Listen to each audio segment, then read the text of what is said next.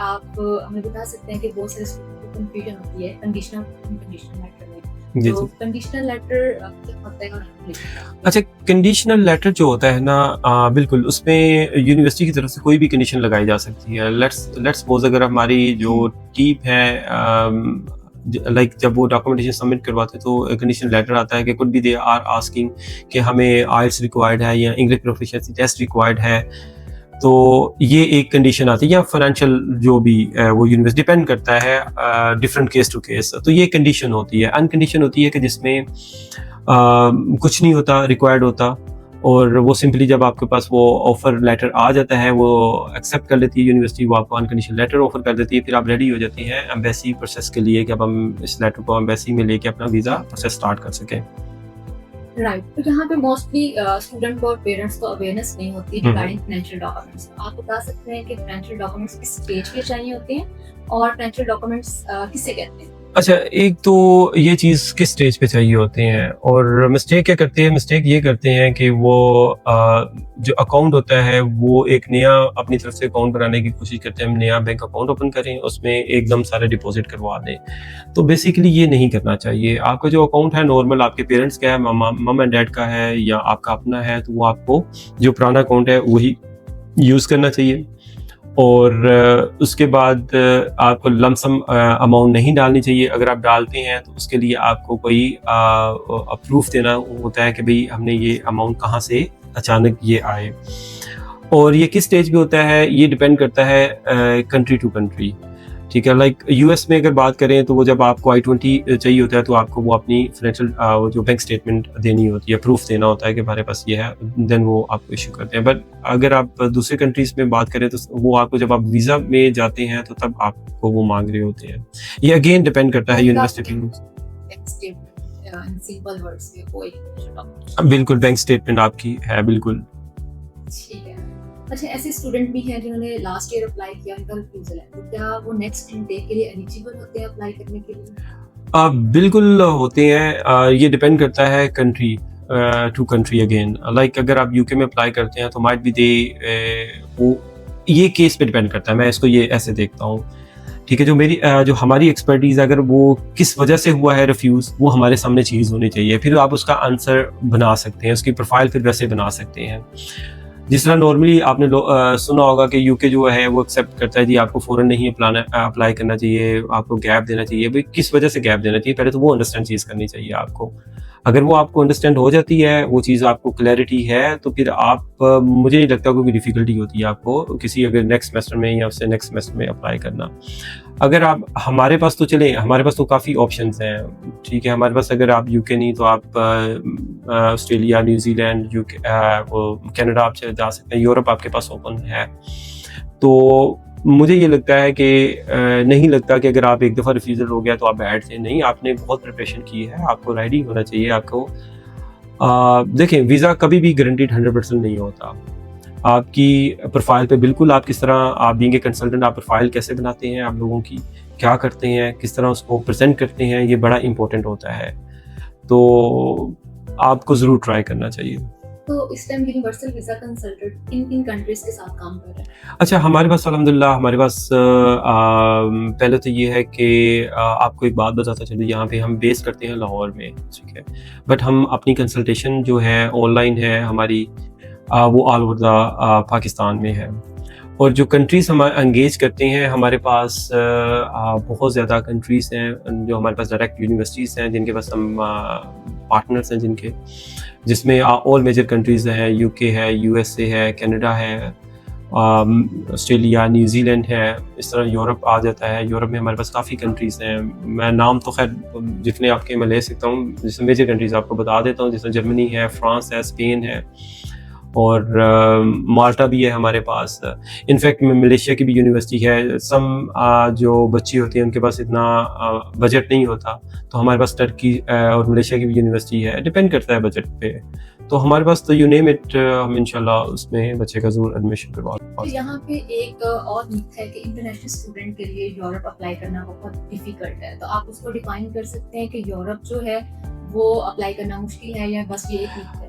देखें मेरी whole life जो है ना ऑलमोस्ट वहीं पे गुजरी है, different age a like different countries में। ये सब मिथ है, इसमें कोई डिफ़िकल्ट नहीं। जो बच्चे पढ़ने वाले होते हैं जो जाना चाहते हैं वो ज़रूर यूरोप, क्यों नहीं यूरोप, बिल्कुल है। पाकिस्तान में देखिए लाइक जिस तरह मैं डिफरेंट फीडबैक लोगों का आता है, डिफरेंट क्वेश्चंस आते हैं कि अपॉइंटमेंट का इश्यूज़ है, ये इश्यूज़ है। हमारे पास अल्हम्दुलिल्लाह कि वो भी एक अच्छी टीम है कि हम वो भी चीज़ उसके भी हमारे पास सॉल्यूशन है।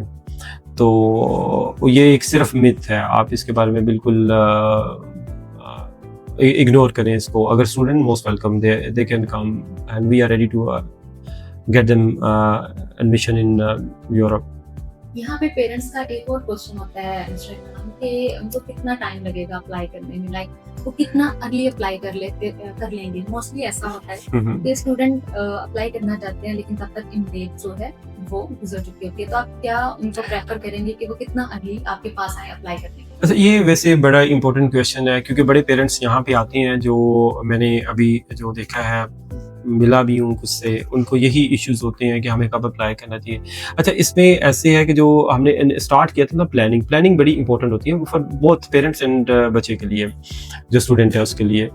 अच्छा, उसमें ये है कि आप अर्ली अप्लाई करेंगे, जितना अर्ली करेंगे उतना अच्छा है। जिस तरह आपको पता है हमारे पैनल पे काफ़ी यूनिवर्सिटीज़ है जो अर्ली बर्ड जो है ना वो आपको स्कॉलरशिप भी देती है। एक तो ये आपके पास बड़ा पॉजिटिव चीज़ आ जाती है। दूसरा ये आ जाता है आपके पास इनफ टाइम होता है कि आप अपनी सारी जो है ना तैयारी वो बहुत अच्छे से कर सकते हैं।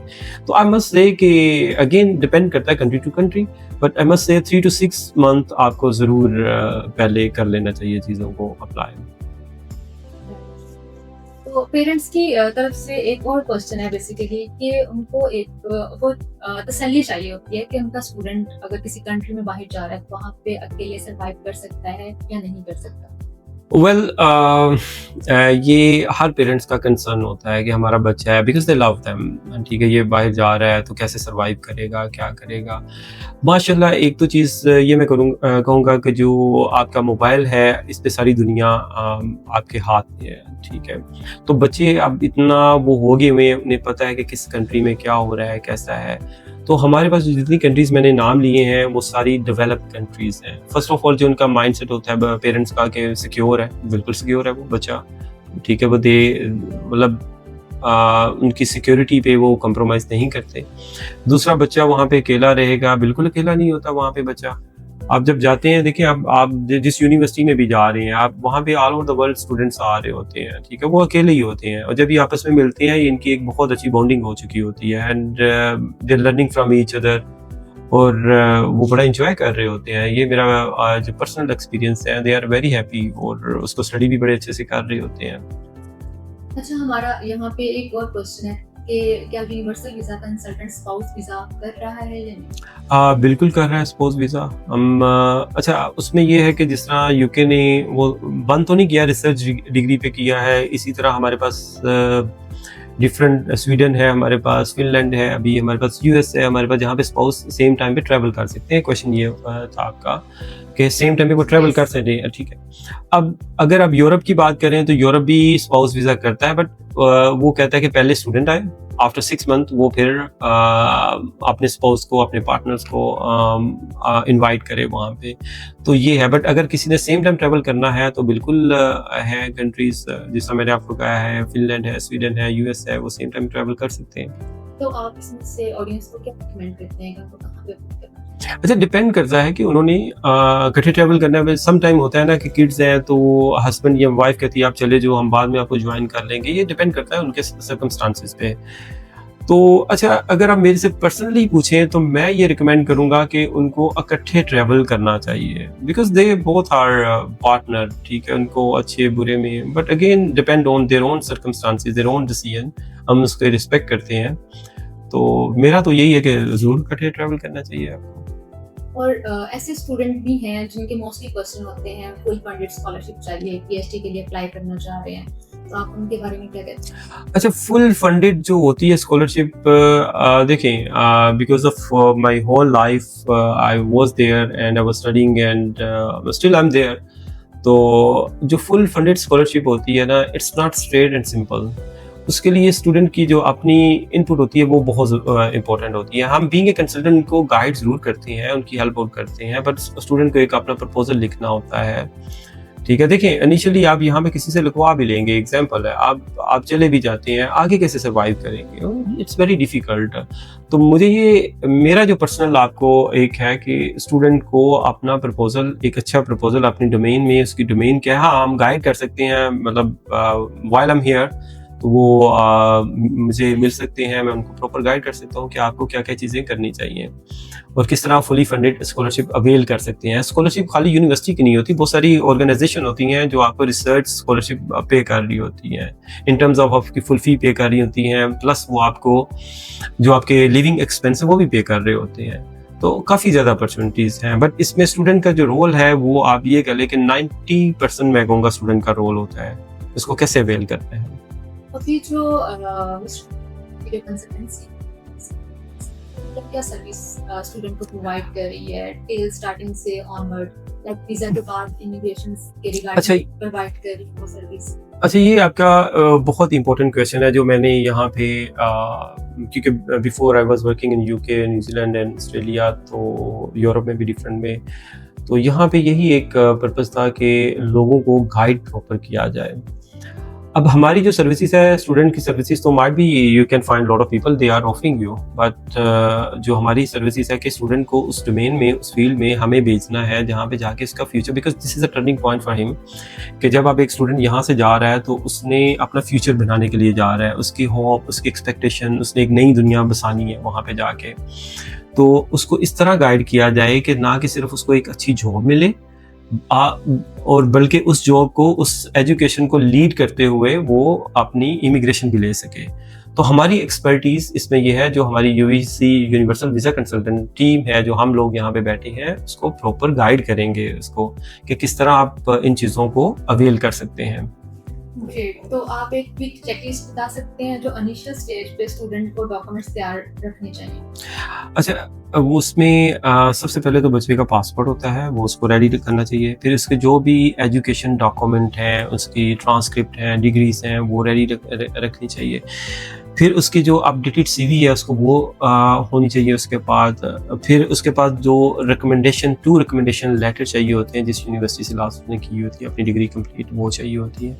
फिर एक होता है एसओपी, जो बच्चे को क्लियरली उस पर वो लिखना होता है, स्टेट ऑफ जो पर्पस होता है वो भी उसको बना के रखा होना चाहिए ताकि उसका टाइम सेव हो सके। अगर उसको डिफ़िकल्टी है ये चीज़ें एसओपी वगैरह लिखने में, या वो भी हमारी एक्सपर्ट टीम उसको गाइड कर देगी। तो आप उस स्टूडेंट को जो अभी कंफ्यूज और दुखी हुआ एक मिनट अच्छा, पहली बात है, डरने की ज़रूरत नहीं है। Universal visa consultants are here with you guys. तो आप कभी भी हमारा नंबर, एवरीथिंग वो नीचे डिस्क्रिप्शन में है, आप हमसे कांटेक्ट करें और आपको बिल्कुल डरने की ज़रूरत नहीं है। हम आपका जो हमारा मोटो है कि हमारा पाथवे टू द वर्ल्ड, तो हम इंशाल्लाह आपको वहाँ पे लेके जाएंगे।